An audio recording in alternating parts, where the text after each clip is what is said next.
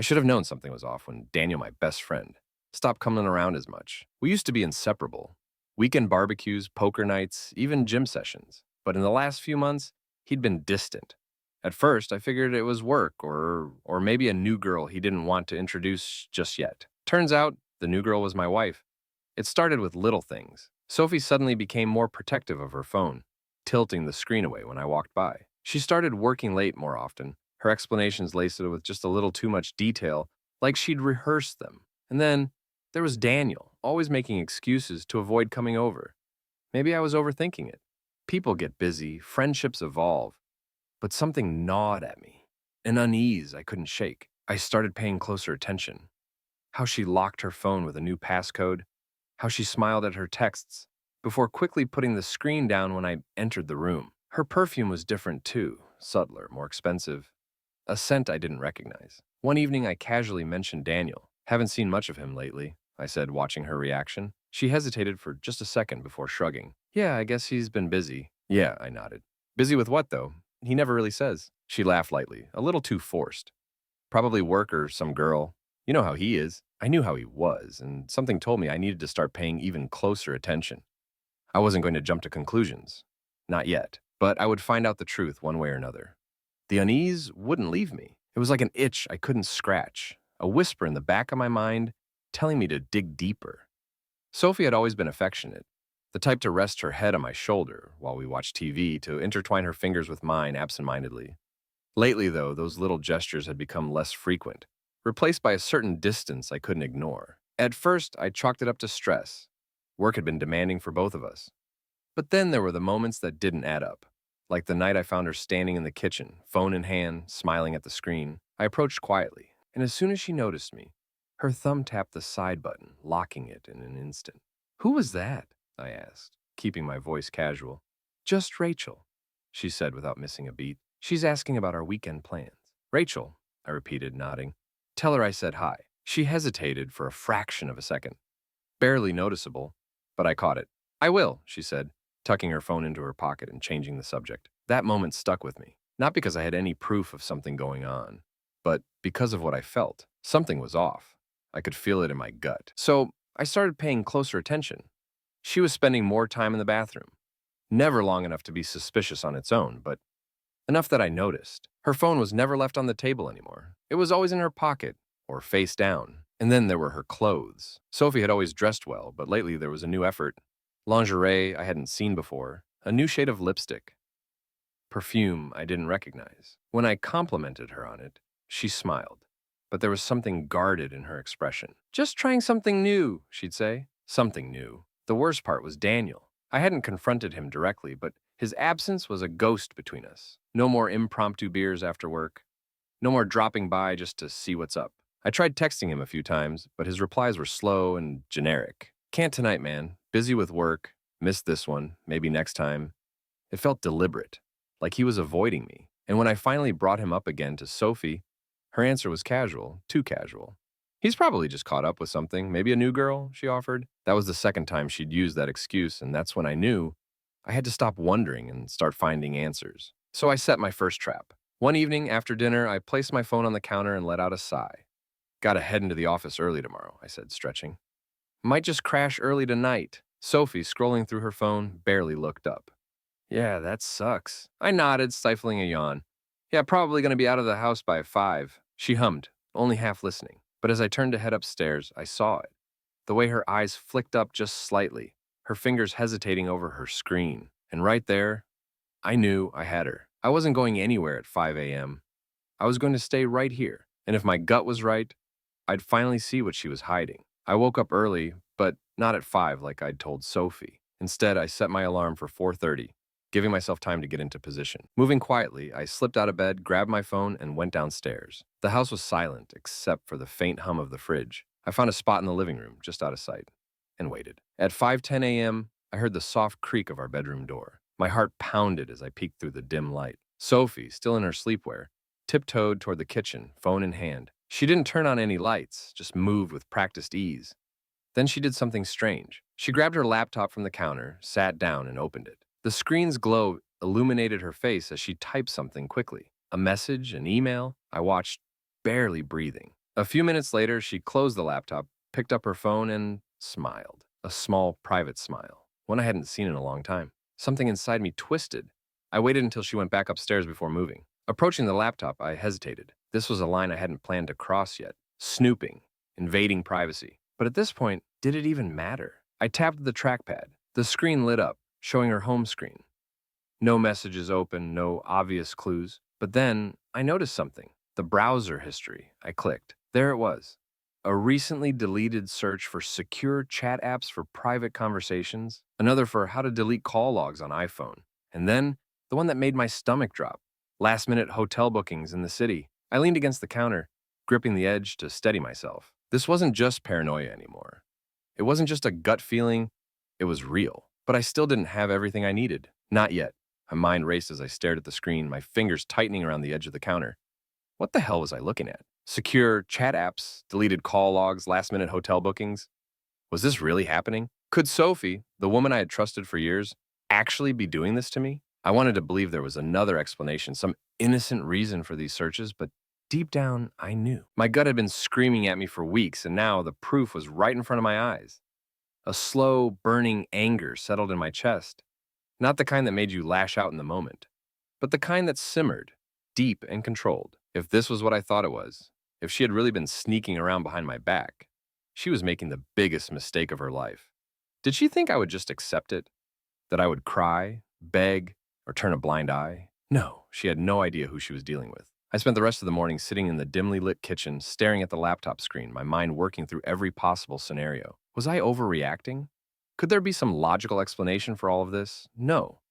The way she had been acting, the way Daniel had been avoiding me, the way she'd locked her phone like it held government secrets. It all lined up too perfectly. This wasn't paranoia.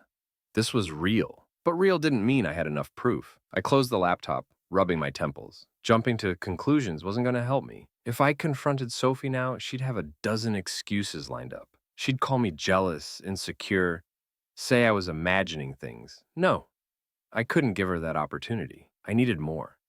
I needed undeniable evidence. I pulled out my phone and scrolled through my recent calls. Daniel's name stared back at me, his last message still unread. Can't tonight, man. Busy with work, liar. I clicked on his name and hovered my thumb over the call button, but I stopped myself. What was I even going to say? Hey, buddy, just wondering if you're screwing my wife? That wasn't how this was going to play out. If Daniel was involved in this, and everything in my gut told me he was, then calling him now would only make him more careful. Instead, I opened my laptop again. If I wanted answers, I needed to start digging. Sophie had a habit of leaving her location history on. She probably thought nothing of it, just another setting buried in her phone. I wasn't proud of what I was about to do, but pride wasn't going to get me the truth. I needed access to her Google account. I knew her passwords, or at least the ones she used to use. She always recycled variations of the same thing. Her first dog's name, the year we met, something easy to remember. I typed in the first combination that came to mind. Nothing. The second, still wrong. Third time's the charm. I exhaled sharply when the page loaded. Her location history popped up in front of me, a list of places she had been in the past few weeks. There it was, last Friday.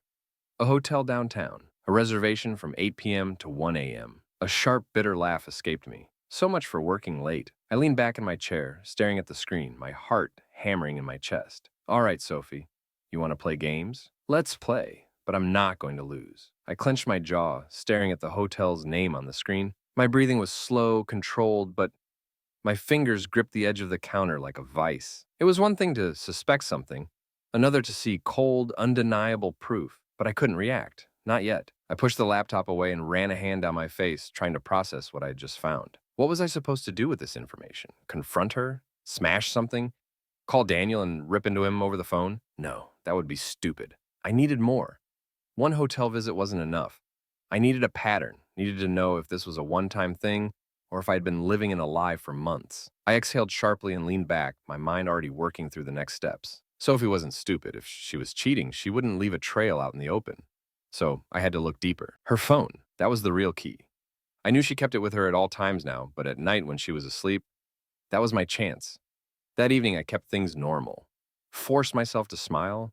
When she came home, made casual conversation over dinner, even laughed at one of her stories about work. But I was watching her, every glance at her phone, every time she typed something and quickly turned the screen off. The way she barely looked at me when she said she was exhausted and wanted to sleep early. Perfect. I waited. Once her breathing evened out and I was sure she was deep asleep, I moved carefully, inching closer to her side of the bed. Her phone was there, face down on the nightstand. I reached for it, barely daring to breathe. The moment my fingers touched the screen, it lit up. Face ID, damn it. I froze, waiting to see if she stirred, but she didn't. She was still deep asleep. Plan B, then. I tilted the phone slightly, angling it toward her face, just enough for the camera to recognize her. A soft vibration. The lock screen disappeared. My heart pounded as I opened her messages, scrolling past the usual conversations with friends and work colleagues. Nothing suspicious at first glance. Then I saw it. A chat with a number that had no name saved. Just a single letter. D. My stomach twisted. Daniel. I clicked the conversation, my hands tightening into fists as I read the messages. Friday? Same time? Sophie? I don't know. He's been acting weird lately. D. You're overthinking. Just say you're working late again. Sophie. Okay, I'll figure something out. I forced myself to keep reading, even though every word felt like a knife being driven deeper into my ribs. D. I miss you. Sophie. Me too. I closed my eyes, inhaling slowly through my nose. It was real. No more doubts, no more giving her the benefit of the doubt. She was lying to me. And Daniel, my best friend, was helping her do it. I put the phone back exactly where it had been and lay there in the dark, staring at the ceiling. She had no idea I knew. And that was the only advantage I had left. I lay there in the dark, my mind racing, the weight of what I had just read pressing down on me like a boulder. She was lying. Daniel was lying. They thought they were careful, thought I was blind. No more. For the first time since this nightmare started, the anger inside me cooled, shifting into something sharper. I wasn't going to lash out, wasn't going to scream or break things like some betrayed fool in a bad movie. No, I was going to be patient. I was going to be smart. I was going to make them regret ever thinking they could play me for a fool. Sophie stirred beside me, rolling over in her sleep, oblivious to the war brewing inside my head. I turned my head slowly, watching her. Just hours ago, she had looked me in the eye over dinner, smiled at me, kissed my cheek like nothing was wrong. Disgusting. I took a deep breath, steadying myself. This wasn't just about confronting them. That was too easy, too simple. No, I wanted them to fall apart. I wanted their perfect little secret to become the thing that destroyed them. But to do that, I needed a plan. The next morning, I left the house early, telling Sophie I had an important meeting. She barely reacted, too busy scrolling through her phone to even ask what it was about. Good. I wasn't going to work. I parked my car in a quiet spot and pulled out a notebook. This wasn't something I could afford to do impulsively. I needed to think ahead, cover every angle. First, Daniel. He had a good job, a solid reputation, a circle of friends that respected him. He valued his status, his image. That's what I had to attack. A cheating scandal. That would hit him hard, but it wasn't enough. He needed to lose more. His career, his friendships, his entire sense of security. I needed proof, real proof. Screenshots of their conversations weren't going to cut it. I needed photos, video, something undeniable, which meant I had to set them up. Sophie was easier. She had built her entire life around comfort, security, the illusion of control. She liked knowing she had the upper hand, always being one step ahead. I was going to take that from her. Her phone was already a goldmine of secrets. Now I just needed more time with it. I'd find everything, every lie, every little detail she thought she had hidden. Then, when she least expected it, I'd use it all against her. She thought she could play me. She had no idea I was about to rewrite the rules. I spent the next few days laying low, keeping my routine exactly the same. I kissed Sophie in the morning, made small talk over dinner, even laughed at her jokes when necessary. If she suspected anything, she didn't show it. But behind that calm facade, I was working. Every spare moment was dedicated to planning. I researched, took notes, anticipated every possible outcome. This wasn't just about catching them. It was about destroying them. And the first step was surveillance. I needed eyes on them, proof that couldn't be denied. Her phone had already given me a lead. Friday, same time. That meant they were meeting again in just a few days. That night, when Sophie was asleep, I took her phone again. I moved quickly, going straight to her rideshare history. There it was, a scheduled pickup for Friday, 7:45 p.m. Destination, the Parker Hotel. She was so confident in her deception that she hadn't even bothered to hide it. I almost laughed. This was too easy. I arrived at the hotel an hour early, parking my car down the street. I wasn't just going to sit and wait. I needed the best vantage point. The lobby had security cameras, so going inside wasn't an option. Instead, I positioned myself at a nearby cafe with a clear view of the entrance. A pair of sunglasses and a baseball cap helped me blend in. Just another guy scrolling through his phone, sipping his coffee. At exactly 7:50 p.m., a car pulled up. Sophie stepped out, looking around cautiously before making her way inside. 2 minutes later, another car arrived. Daniel. My hands clenched into fists, but I forced myself to stay calm. This was what I needed. Let them think they were safe. Let them get comfortable. Because the moment they let their guard down, that's when I'd strike. I gave them time, watching from a distance as they disappeared inside. Then I got to work. A quick Google search led me to the hotel's website, and within minutes, I was speaking to the front desk. "Hi, this is Daniel Carter," I said, lowering my voice slightly. "I think my wife left her phone in our room. We're in 214. Can you check for me?" The receptionist hesitated. "I'm sorry, sir, but I can't release guest information." "That's fine. I totally understand. I just need to know if she left it charging by the nightstand." "She's freaking out." A pause. Then, "Let me check with housekeeping." I exhaled slowly, waiting. 2 minutes later, she came back. "Yes, sir. There's a phone on the nightstand." Bingo. "Perfect, thanks," I said, hanging up. Room 214. Now I knew exactly where they were. I didn't need to go inside, not yet. That would come later when I was ready to bring it all crashing down. For now, I just took the first piece of evidence I needed, a picture of Daniel's car parked outside. Then I drove home, my mind already racing with the next phase of my plan. This wasn't just about catching them in the act. I was going to make sure they lost everything. The days passed in silence, but my mind never stopped working. I went through every possible outcome, every reaction they might have, every way this could end. I didn't just want to catch them. I wanted to leave them with nothing. No denials, no escape. I watched Sophie carefully, studying every move, every excuse. She was comfortable now, too comfortable. Lying had become second nature to her, and that would be her downfall. Thursday night, she sat on the couch, texting.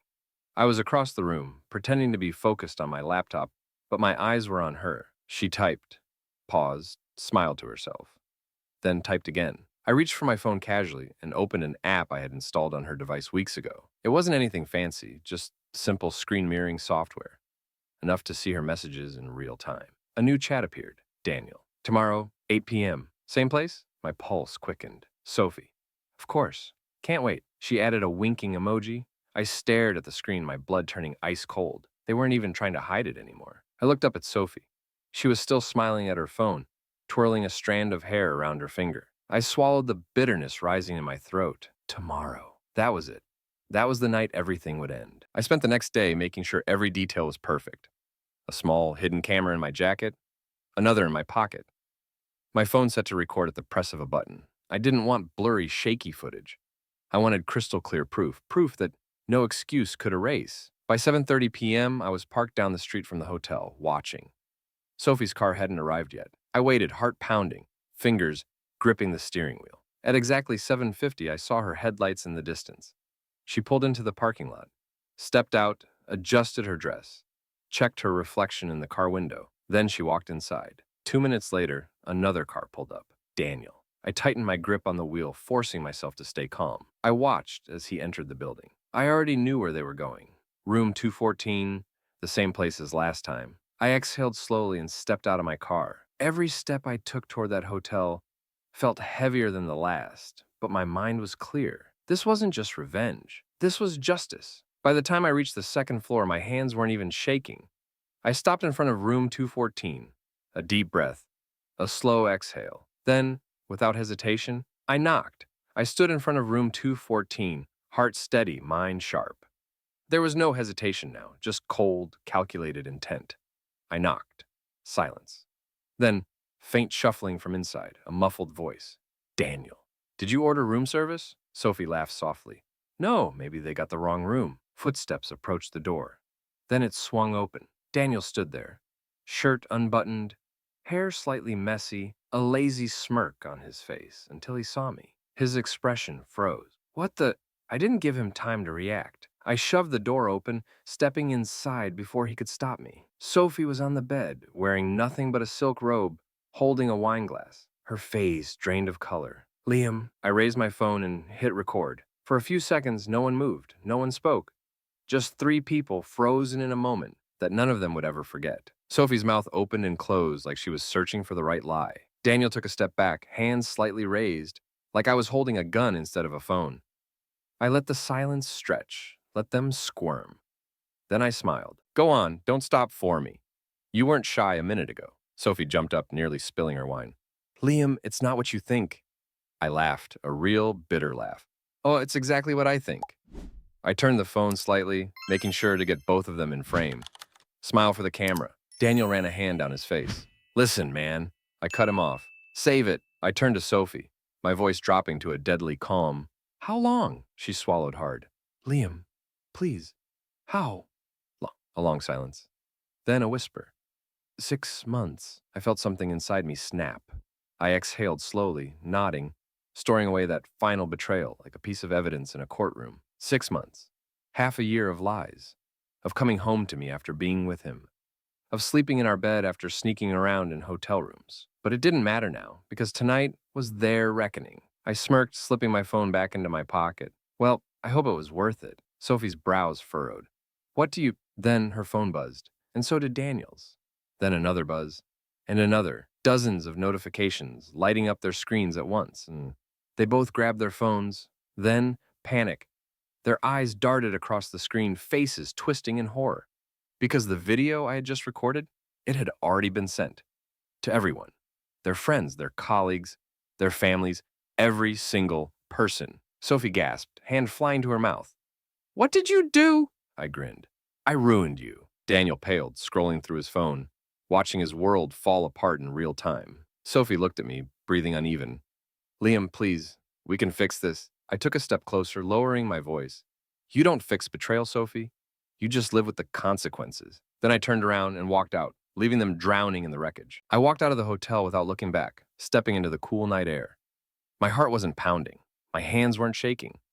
There was no rush of adrenaline, no moment of hesitation, no doubt. Just a quiet, absolute certainty. It was over. By the time I reached my car, my phone was already blowing up. Messages, calls, some from mutual friends, others from Sophie, Daniel, even her sister. I ignored them all. There was nothing left to say. I sat behind the wheel, watching the hotel entrance in the rearview mirror. A few minutes later, Daniel burst through the doors, phone in hand, looking around frantically like a trapped animal searching for an escape. Sophie followed right behind him, her face pale, her hair a mess, her robe barely tied. They were arguing, waving their hands, staring at their phones in disbelief as their world collapsed around them. I allowed myself a small, satisfied smile. Then I put the car in drive and left. The fallout was instant. By morning, everyone knew. Our friend group, our families, even some of Daniel's colleagues. The video had spread like wildfire, forwarded, shared, whispered about in hushed conversations. The perfect little lie they had built came crashing down in a matter of hours. Sophie tried calling me at least 50 times. Then came the texts. Liam, please, just talk to me. I made a mistake. I didn't want to hurt you. You don't have to do this. We can fix this. I love you. I blocked her number. Daniel didn't try as much. He knew better. But his life was already unraveling. His girlfriend, the one he had been dating while sleeping with my wife, dumped him immediately. His reputation? Destroyed. A few days later, I heard through a mutual friend that his boss had found out about the scandal. The company had an image to uphold. He was fired before the week was over. As for Sophie, she lost everything. Her family was disgusted. Her sister, who I had always been close to, took my side. Our mutual friends cut her off. She begged, cried, pleaded, tried to twist the story, tried to paint me as the villain for exposing her. But no one bought it. She moved out of the house 2 weeks later. She didn't have a choice. The house was in my name, the finances in my control. I made sure she left with nothing. I heard she tried getting in touch with Daniel after everything blew up, but he wanted nothing to do with her anymore. She wasn't worth the trouble. Karma. Months passed. My life got better. I focused on myself, hit the gym harder than ever, and went out with friends, reconnected with people I had lost touch with. For the first time in years, I felt free. One evening, I got a message from an unknown number. I miss you. I didn't need to ask who it was. I stared at the message for a second, then I deleted it. Sophie was my past, and I was never looking back.